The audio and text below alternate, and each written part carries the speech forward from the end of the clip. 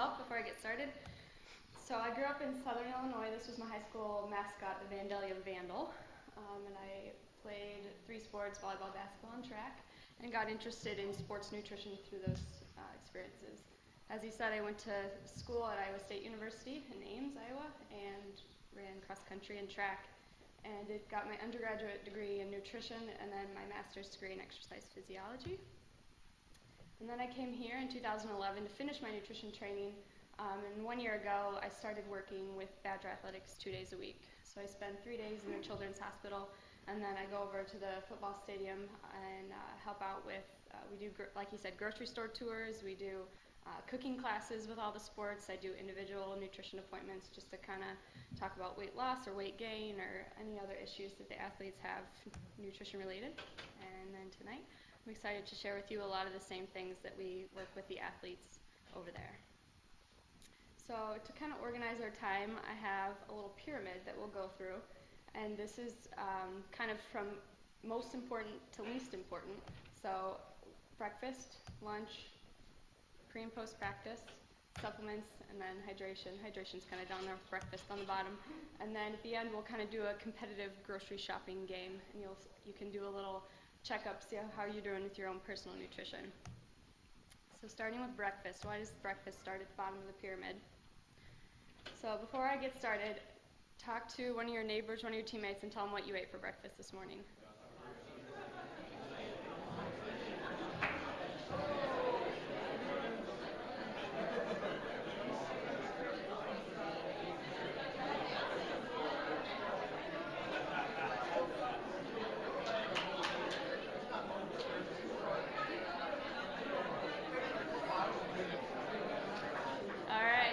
Got their breakfast thoroughly explained?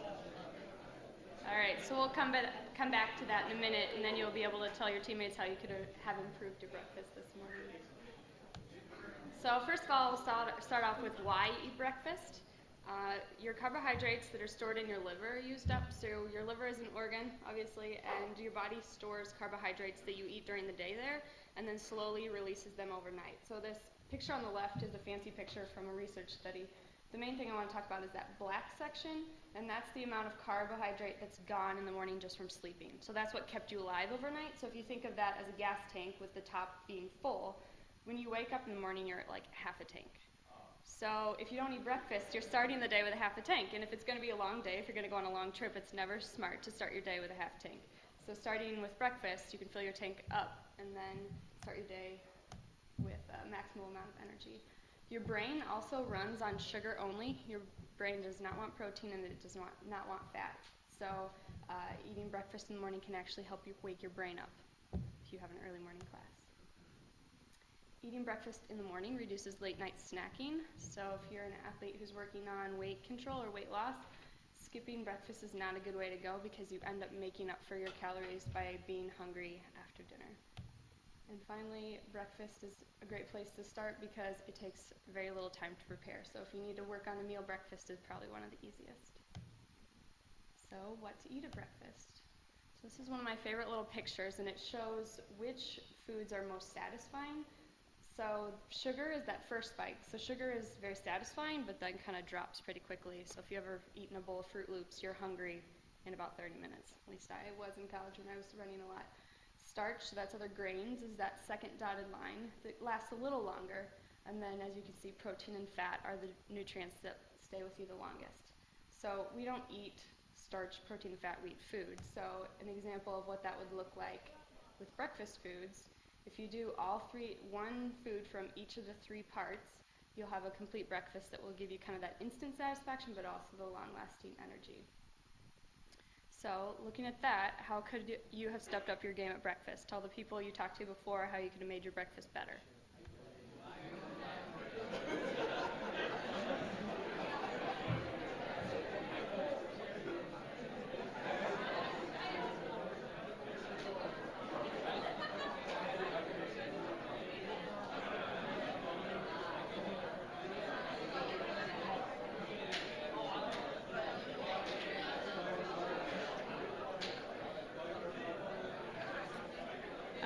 Anybody have anything you want to share?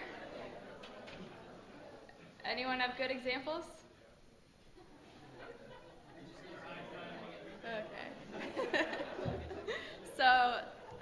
couple examples here. So if this is what your normal breakfast looks like, maybe switching to something that looks like this, that's granola and fruit and nuts.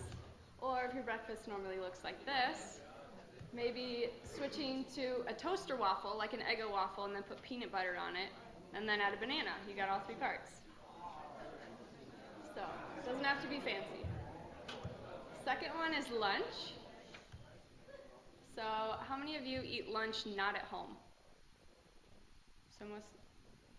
And then how many of you eat at home for lunch every day? Okay, great. How many of you actually prepare your lunch when you're at home? Okay, great. You guys are doing better than I thought. So if you have an afternoon practice especially, this is not the best choice for choosing or for getting your lunch. So if you are on the go trying to get a sandwich or pack your lunch.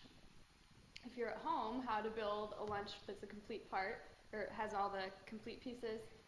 Have you guys ever seen this before? Okay, so this replaces the food pyramid. The food pyramid doesn't exist anymore because the government realized that people don't eat off pyramids, so it wasn't especially helpful to help us put our plates together. So they made this diagram, but the problem with this is if I put this in front of one of you and said half your plate has to be fruits and vegetables, how many of you are going to be pretty hungry? I'd be pretty hungry if my entire plate was fruits and vegetables, half of the plate. So the United States Olympic Committee made, they call it athletes' plates, and they took this same idea and made 3 different plates for athletes. So this is the easy day, and it looks the exact same. Half the plate is fruit and vegetables, and then a quarter is grains, and then a quarter is protein. However, as your practice gets harder, so if you had a medium practice day, the part of vegetables gets a little bit smaller, and then the grains get bigger, because grains are what fuel your working muscles, especially when you're working really hard. And then finally, on hard training days or competition days, this is what the plate should look like. Half grains, quarter protein, and a quarter vegetables. So as you're making your lunch at home, it doesn't have to be perfect portions like this every day, but when you sit down at a plate, see if there's a fruit on the plate, see if there's a vegetable, is there a protein, is there a grain? And just work on balance. Sports nutrition is not about being perfect, it's about just having balance and paying attention a little bit more than the average person. All right, so now pre and post practice, this is kind of where the more technical sports nutrition things come in. So this is a little quiz question for you. If you have 15 to 20 minutes to eat before practice, which of these would be the best choice? Gummy worms and an energy drink, almonds and Gatorade, pretzels and water, or crackers and milk? Heard a C? How many people think A? Okay, how about B? B, okay, how about C? And D? All right, the correct answer is actually C. Gummy worms and the energy drink, I think that's pretty self-explanatory. That's going to cause you to crash pretty soon. Almonds and Gatorade, the reason why that one isn't correct is foods that are high in fat typically are digested more slowly. So if you only have a few minutes before practice, you want something that's going to get out of your stomach pretty quickly so you don't have a stomach ache when you're running. So almonds may hang around a little bit longer. C is correct because grains like pretzels or crackers or cereal, those are the things that give you quick energy but also digest quickly. And D is not correct because milk and dairy products sometimes don't sit well with people. But the great part about pre-exercise snacks is they're highly individual. So if you're someone who wants to eat crackers and milk before practice and it works for you and if you feel great, go for it. I had a UW swimmer who would walk over to the dining hall and eat a giant plate of pasta with Alfredo sauce before swim practice every day. I'd be puking in the pool, but he felt great. So if you have a routine that works, stick with it. So as I said, pre-practice is just to top off the fuel tank. You don't want to go into practice full, but you don't want to go into practice hungry. So kind of that nice medium place, fluids and carbohydrates. Best to avoid high-fat, spicy, or high-fiber foods. So getting a pregame meal at your concession stand is probably not the best choice. Here's some things that might travel well in your gym bag if you're in an away game. Granola bars, fruit, crackers, cereal, trail mix. For those of you who are doing a lot of heavy weightlifting, there is some benefit from eating a small amount of protein beforehand. It helps your muscles start building after your lifting session. But if it's just a normal practice, you don't need protein. Post-practice, it's about refueling and rebuilding. So you want your snack to be mostly carbohydrates, but a small amount of protein. The most important thing about post-practice is eating quite soon afterwards, because that's when you've depleted your energy stores and your body is ready to store more carbohydrates and rebuild your muscles with protein. So there's that window of 30 to 45 minutes where you can speed up your recovery, and if you don't eat in that range, you will recover more slowly. And the last picture I have here is food is just as good or better than supplements, because we see a lot of the gels and bars and protein shakes and all these kind of sports engineered foods. And I put this picture of the chicken noodle soup up because when I was at Iowa State, we did a study where we took cyclists and we put them in a heat chamber. So it was a small room and you could control the temperature and humidity. And we put the temperature up at like 100 degrees and the humidity up to like 50% and just had them bike for like 2 hours and got them really dehydrated. And then we took them out and they could either drink water, Gatorade, or chicken noodle soup. And then after half an hour, they could go back into the heat chamber and do like a time trial, like a race. And the people who had the chicken noodle soup did better than the water and better than the Gatorade. So there's a lot we don't understand still about food and human physiology, so it might not be always better to do a sports food after practice if there's other food available that could be just as good. So here's some food ideas. If you're going to go home and have dinner within a half an hour, you don't really need to pack a snack at practice. But if you know you're going to have to go to the library or study, or you have some errands to run, if you pack some of these in your bag or in your car, chocolate milk, peanut butter sandwich, yogurt, turkey sandwich, graham crackers, fruit and nut trail mix, or crackers and cheese.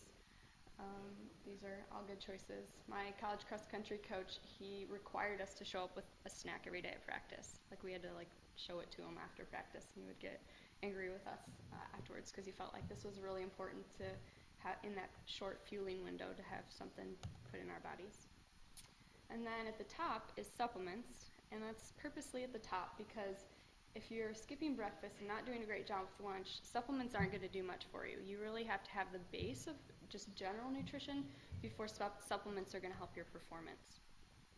So here's a little quiz question. Who approves supplements before they're sold? The FDA, USADA, CDC, or the NIH? Anyone ever heard of those? Okay, how about A? Okay, B? C? D? All right, the answer is nobody. Yeah. Nobody checks any supplements before they're sold. A company can just put a supplement on a shelf and nobody's checked it. What's in it, if it's safe, if it's not safe. The only time supplements are ever checked is if there's something bad that happens. And these were a couple things that actually were reported in the last couple weeks. This is from October, the 8th or so. And this was a Oxyelite. It was a weight loss supplement, and it caused 28 people to have liver failure. So now they're taking it off the shelves, but until that was reported, it was being sold. This was another one last week. They found that this Craze supplement, it was sold at GNC, actually had a chemical that's the same as meth. So be careful what you buy at GNC because those things are not checked. So this was a pre-workout supplement, and typically pre-workout supplements are supposed to get you jazzed and get you ready to go at practice. So I think meth would get you excited and ready to go at practice. So I'm not saying these supplements don't work, but they're not safe for your general health.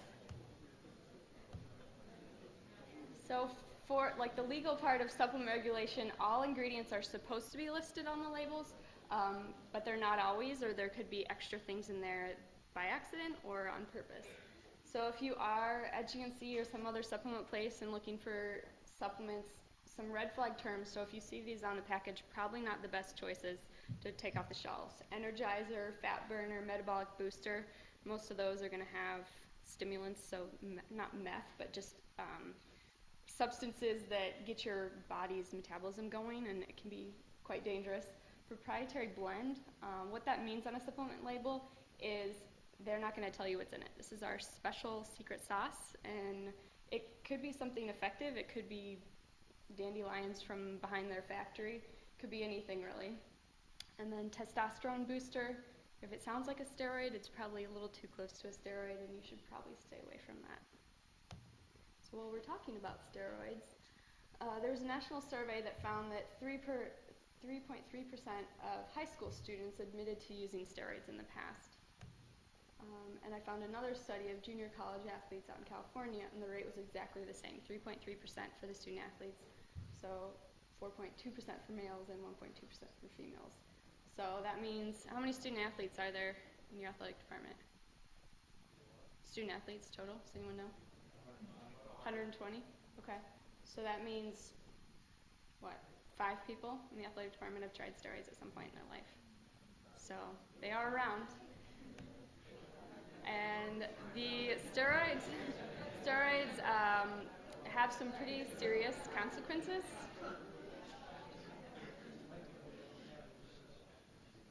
So steroids are not without their negative consequences. This is a very long laundry list, but basically for females it makes you more masculine, and for males it can cause aggression, acne, and then the most feared one is testicular atrophy. Not great side effects.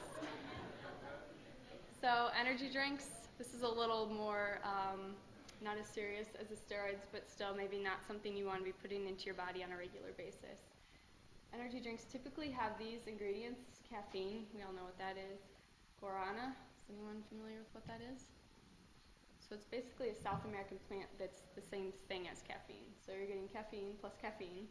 And then taurine is just a protein, and it's found in chicken, it's found in beef, it's found in our bodies, so it's not anything special. Ginseng, it's an herb. There's not been really any proof that it works. There's proof that there's some negative side effects from that. Sugar, we get plenty of that in our diets, and B vitamins, we also get plenty of those. So energy drinks, they really don't offer our body much, and they come with some risks in taking them, especially on a regular basis. So excessive caffeine use has effects on your nervous system or your brain, so irritable, anxiety, insomnia, or not able to sleep, headaches. You can get kind of digestive problems if you have too much caffeine all the time, nausea, urinary frequency, and then also affects your heart rate and your blood pressure. So I understand, I've been in college and we have a lot of studying to do. Sometimes you need a little boost, but I would not consume these on a regular basis. Hydration. So the main thing about hydration is drinking throughout the day and not just waiting till practice time to down a big bottle of water. So if you are out and about carrying a water bottle with you at most times, I see some sitting around here on the floor, so that's great. And drinking from a drinking fountain if you don't have a bottle available.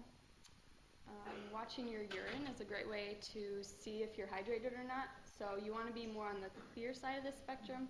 If your urine is starting to look like lemonade or apple juice, you're too dehydrated.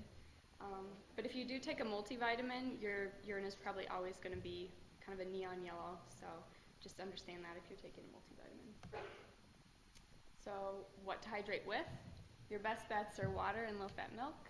Juice, having a small cup of 100% juice is also a great choice. Sports drinks. I would recommend saving these for long, hard, or hot practices.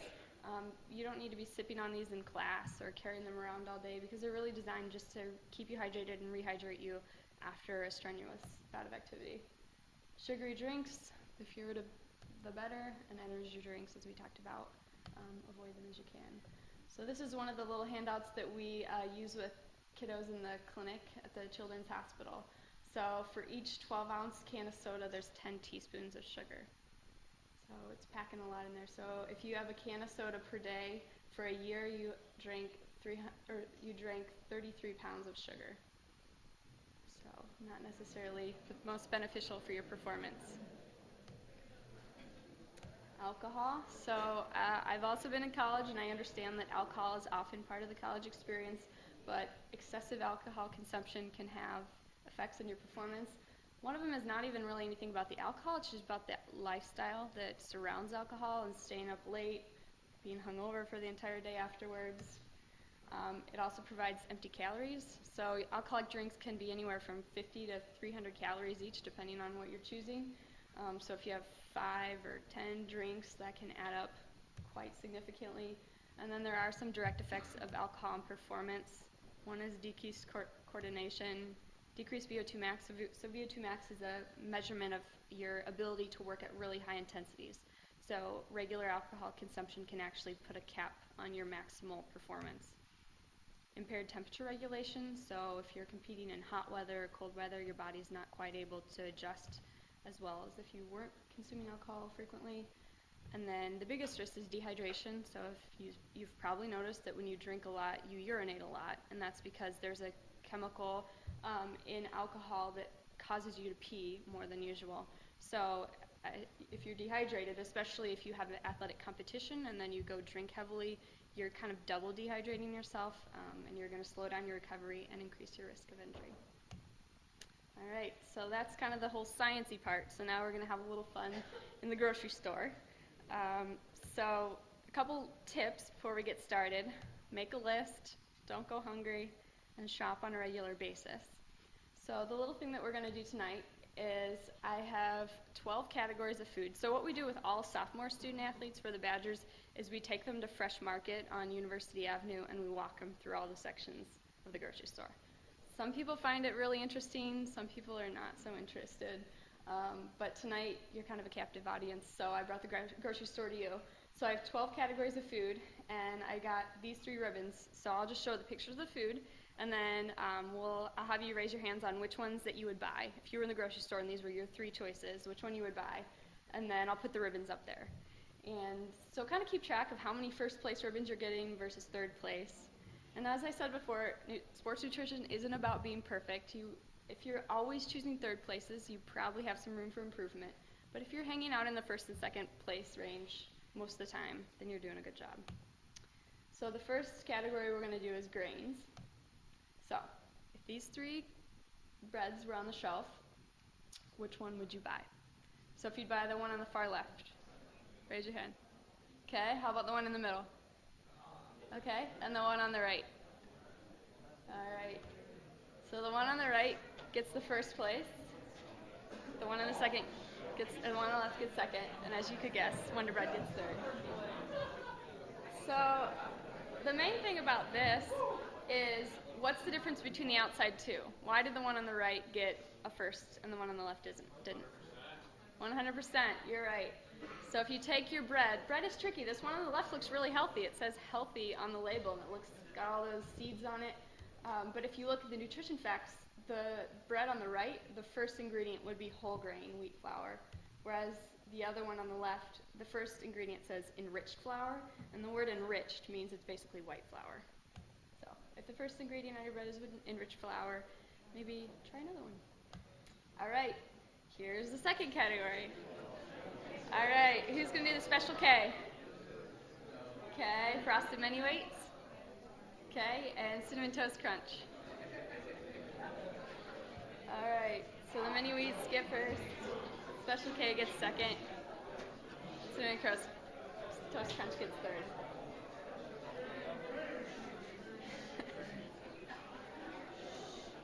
So what's the difference between these cereals?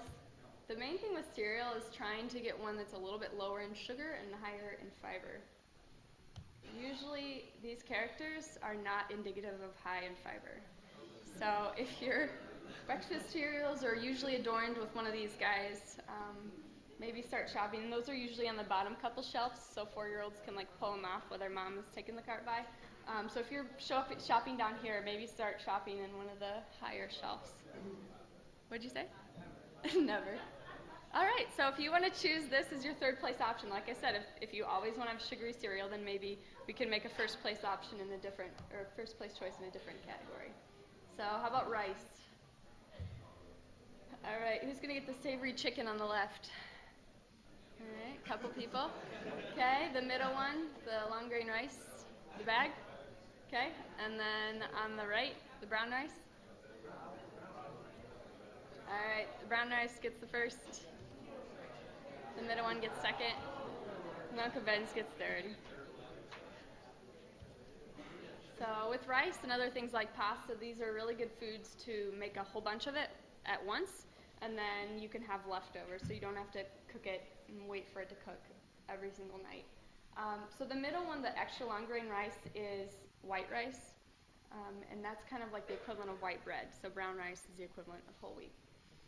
So, and the difference between minute rice and the regular cooking rice that takes like 45 minutes, basically with the minute rice, what they've done is just like cooked it halfway, dried it back up again, and put it in a box. So it's really not any different. So if you don't want to buy brown rice that takes an hour to cook, you can just get the minute brown rice, and it's the same thing. And the reason why Uncle Ben's got kind of a poor score was the things that are flavored, they typically add a lot of salt to it, fat, some flavorings, different chemicals. So best to just kind of cook it on your own and then flavor it with some of your things at home.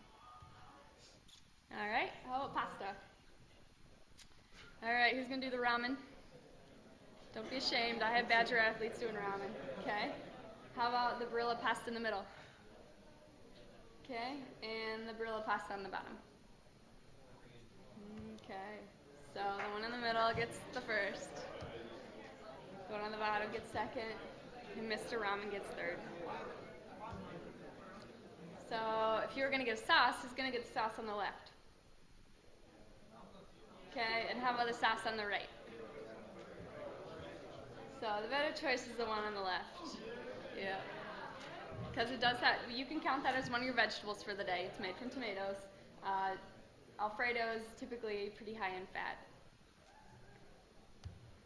All right, how about potatoes? Who's going to get the sweet potatoes on top? Okay. How about the brown potatoes on the bottom left? And how about our southern style hash browns? All right, as you probably guessed, sweet potatoes get first, second, third. All right, so one thing about potatoes and other fruits and vegetables there are a lot of nutrients in the peel. So obviously there's some fruits and vegetables you don't eat the peel, like watermelon or oranges. But things like potatoes, carrots, apples, eating the peel, you actually get more nutrition out of it than if you peel it. All right, we're going to move on to the next food group, protein. All right, so we're in the meat section. Who's going to get the ground beef on the top left? Okay. Have the Jimmy Dean sausages on the right. Okay, and the deli meat on the bottom. All right, so first place is actually beef. Second place is the deli, and then third place is Jimmy Dean's. So we'll start with third place, Jimmy Dean's. I think that's kind of self-explanatory. Usually sausage is high in fat. It's very delicious, and you can certainly still eat it on occasion, but maybe not one of the best meat sources. The reason why the chicken, we usually think of chicken as being a healthier meat than beef, but deli meats often have a lot of added salt to them, whereas beef is not as salty and not as processed. So when you can, using ground beef, whole chicken breast, things that are closest to the actual muscle of the animal, the better. The less it looks like meat, the more you need to maybe choose your options carefully. So when you are buying beef, do you guys know what the 80-20, 90-10 means? So it means 80% protein, 20% fat. So typically the 80-20 is going to be the cheapest, and then the higher 90%, there's a 93-7%, it gets more expensive. You do get more meat with the higher numbers, if that makes sense. So when you cook this beef, you'll cook it and then you'll have a lot of fat that you have to pour off. So one of the reasons why the others are more expensive is you actually get more product for your money. All right, eggs. So who's going to buy the carton of eggs on the top right? Okay. How about the egg beaters on the left? No takers. And the Jimmy Dean sausages on the bottom. So I tied these and then gave the Jimmy Deans a third. So the egg beaters are technically more nutritious because they've taken the egg yolk out, which is higher in cholesterol. However, I think most of us would agree eggs that come out of the shell that have the full thing are more delicious and just resemble the actual food better. So I think normal eggs, the Egg Council now is saying it's safe to eat 1 egg per day, so 7 eggs per week total. But certainly there are football players on the UW team that eat 7 eggs a day, 8 eggs a day. So if you don't have a family history of high cholesterol or heart disease, I don't think you need to be limiting your eggs at this time. Have you guys ever made eggs in the microwave? Did you know you could? Yeah. So this is a nice, easy trick if you're in a rush or if you want to have something for breakfast but not a lot of things to clean up, you can crack an egg, put it in a small bowl or a mug, and then microwave it for a minute or two, maybe stir it halfway through. It's actually pretty good. Add a little cheese on it. Okay, yogurt. Who's going to get the Chobani? Okay, how about the Yoplait on the right? Okay, and the Go-Gurt on the bottom. Okay.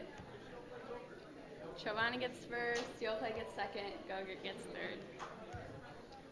So the thing with yogurt is kind of the same as the breakfast cereals, is the sugar content. So if you're ever reading the back of a label, 6 grams of sugar is 1 teaspoon. So this is the label here for the Yoplait on the right. So there's 27 grams of sugar, so almost 5 teaspoons in that little container of yogurt. It's kind of a lot. So that's why buying plain yogurt sometimes and then adding your own fruit or adding honey or even like adding jelly. I mean, basically what fruit yogurt is plain yogurt with jelly added to it. So if you're wanting to decrease your sugar intake, maybe buying plain and flavoring it yourself could be a good choice. And the Go-Gurt kind of is in the same category as the breakfast cereals with the cartoon characters on it, usually for small children. Okay, beans. Progresso. Who's going to buy the black beans? Who's going to get the baked beans? Okay. And then who's going to get the hummus? All right. Did you guys know hummus was made from beans? Okay. So all three are actually pretty healthy. Who's going to buy no beans? No beans? Okay, okay. So beans are a pretty good, cheap source of protein, also very healthy. So black beans get the number 1, tied with the hummus, and then the baked beans get the 3rd place because they typically have a lot of added sugar to it. So other protein sources that we didn't talk about today, fish, soy, and nuts. All right, we're going to talk about some cooking oils real quick. So if you were going to cook something in a pan, need a little oil to put in it, what would you use? The olive oil on the left? Okay, how about the coconut oil in the middle? And the vegetable oil on the right. Okay. Olive oil gets first, vegetable oil gets second, and coconut oil gets third. So coconut oil has gotten a lot of attention lately for all of its healthy qualities, but actually the fat that's in coconut oil is the least healthy fat for your heart. So long term, maybe not a best option. It's certainly fine to use sometimes when you're cooking. It has a nice kind of coconutty flavor. But for most of your cooking, sticking with the olive oil or canola oil are your best choices. So if you think of liquid fats being better than solid fats, so your butter, coconut oil, you can see it's like white, and it kind of looks like, have you guys ever used like vegetable shortening? It's like solid white kind of fat. So typically the fats that are oil at room temperature are going to be better for your heart than solid ones. Okay, fruits and vegetables. This will be quick, because most of them are healthy, but who would choose the frozen green beans? Okay, how about the fresh ones? Okay, and the canned ones. So fresh and frozen get first, cans get third, and kind of the takeaway of this is frozen is just as good as fresh. Some people have even said frozen is better than fresh fruits and vegetables because it's picked and then frozen right away to retain all of the vitamins and minerals, whereas sometimes the fresh ones sit out for a long period of time and kind of lose those things. The reason why canned aren't as good is because when you can something, you have to heat it up really hot. That's how it's processed. So it loses some of the vitamins and minerals, get destroyed by the heat. They also add quite a bit of salt to it. And fats. So we got to talk about dessert. All right, who's going to get Breyer's ice cream on the left? Okay. The Dove chocolate on the right. And then who's going to have some funfetti? All right. So Dove dark chocolate gets first, ice cream gets second, funfetti gets third. So I get a lot of questions about dessert. I get a lot of questions about dessert from athletes, and I think it's totally fine. Being an athlete before, there's several coaches for the Badgers who think that the athletes should never have any dessert.